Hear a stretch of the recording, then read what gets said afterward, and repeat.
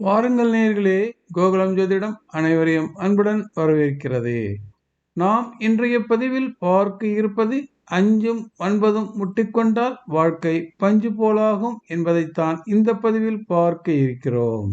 அதாவது ஒருவர் பிறந்த லக்னத்திற்கு 5ஆம் இடத்தின் அதிபதியும் பிறந்த லக்னத்திற்கு 9ஆம் இடத்து அதிபதியும் ஒருவருக்கொருவர் கேந்திர கோணத்தில் அமர்ந்திருந்தால் அவர்கள் இருவரும் இணைந்து நல்ல பலன்களை கொடுப்பார்கள். ஒருவருடைய ஜாதகத்தில் சரியான நிலையில் 5ஆம் இடத்து அதிபதியும் 9ஆம் இடத்து அதிபதியும் சேர்ந்து அவர்கள் கேந்திர கோணங்களில் அமர்ந்து விட்டால் மிகப்பெரிய யோகம் கிடைத்துவிடும். மாறாக இந்த கோணத்தின் அதிபதிகள் வலிமையிழந்து ஒருவருக்கொருவர் 6, 8, 12 வீடுகள் ஒருவருக்கொருவர் மறைந்திருந்தால் அவர்களுக்கு பிறந்த ஜாதகத்தில் எந்த யோகங்கள் இருந்தாலும் அந்த யோகங்கள் வேலை செய்யாது. அதாவது ஒருவருடைய ஜாதகத்தில் எத்தனை யோகங்கள் இருந்த போதிலும் அதனை கொண்டு வந்து சேர்க்கும் அதிகாரம், பொறுப்புகள் 5 மற்றும் 9ஆம் வீட்டிற்கு உரியது என்பதை மறந்து விடாதீர்கள். வாருங்கள் இதனை ஒரு உதாரண ஜாதகத்தின் மூலம் பார்வையிடுவோம். மகாகவி பாரதியார். இவர் பிறந்தது கடக லக்னம், துலாத்தில் ராகு, விருச்சிகத்தில் சூரியன், புதன், சுக்கிரன், செவ்வாய். தனுசுவில் சந்திரன், மேஷத்தில் சனி, கேது, மிதுனத்தில் குரு. இவருடைய ஜாதகத்தில் செவ்வாய் கடகலக்கணத்திற்கு 5இல் ஆட்சி பலம் பெற்று பஞ்சமகா புருஷ யோகத்தில் ஒன்றான ருச்சக யோகத்தினை தருகிறார். இவருடைய ஜாதகத்தில் புதன் குரு இருவரும் பஞ்ச பரிவர்த்தனை யோகத்தில் ஒன்றான ஸ்ரீ நந்தி யோகத்தினை வெளிப்படுத்துகிறார்கள். இவருடைய ஜாதகத்தில் குருவும் சந்திரனும் ஒருவருக்கொருவர் சமசப்தம பார்வையில் குரு சந்திர யோகத்தினை வெளிப்படுத்துகிறார்கள். இவருக்கு பஞ்சமகா புருஷ யோகமும் பஞ்ச பரிவர்த்தனை யோகமும் இருந்த போதிலும் இவருக்கு எந்த விதமான யோகத்தினையும் அவர் வாழ்கின்ற காலத்தில் தரவில்லை. ஒருவருக்கு வளர்த்த யோகங்கள் இருந்த போதிலும் 5ஆம் இடத்தோனும் 9ஆம் இடத்தோனும் இணைந்து அந்த யோகங்களை அனுபவிக்க செய்யும். அப்படித்தான் இவருக்கு 5ஆம் இடமும் 9ஆம் இடம் ஒருங்கிணையவில்லை. அது எப்படி என்று பார்ப்போம்.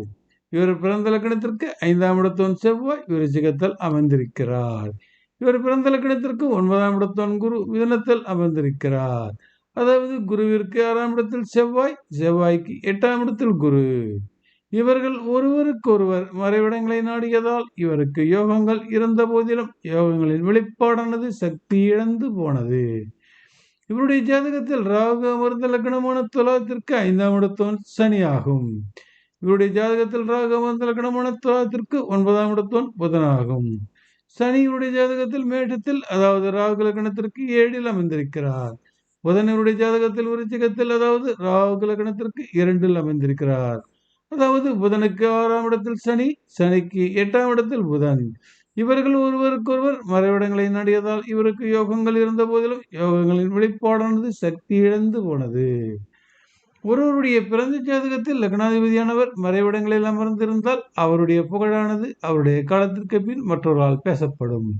அப்படித்தான் இவருக்கு கடக லக்னத்தின் அதிபதியான சந்திரன் 6ஆம் இடத்தில் மறைந்து நின்றதால் அவருடைய புகழ் அவருடைய காலத்திற்கு பின் பேசப்பட்டது. கூடுதலாக குரு சந்திர யோகமானது இந்த அமைப்பிற்கு கிடைத்ததால் உலக அளவில் புகழானது அவருடைய காலத்திற்கு பின் அவருக்கு கிடைத்தது. எனினும் அவருடைய ஜாதகத்தில் 5ஆம் இட அதிபதி செவ்வாய் வலுப்பெற்றிருந்த போதிலும் அவருடைய ஜாதகத்தில் 9ஆம் இடத்து அதிபதி குரு வலுப்பெற்றிருந்த போதிலும் அவருக்கு கிடைத்த அற்புதமான யோகங்கள் சரியான நேரத்தில் அவருக்கு வந்து சேரவில்லை என்பதே இந்த கட்டுரையில் சுட்டிக்காட்டும் செய்தியாகும். எனவேதான் ஒருவருக்கு உதவிகள் யோகங்கள் சரியாக வந்து சேர வேண்டும் என்றால் 5ஆம் இடம் 9ஆம் இடம் உதவிக்கு வர வேண்டும்.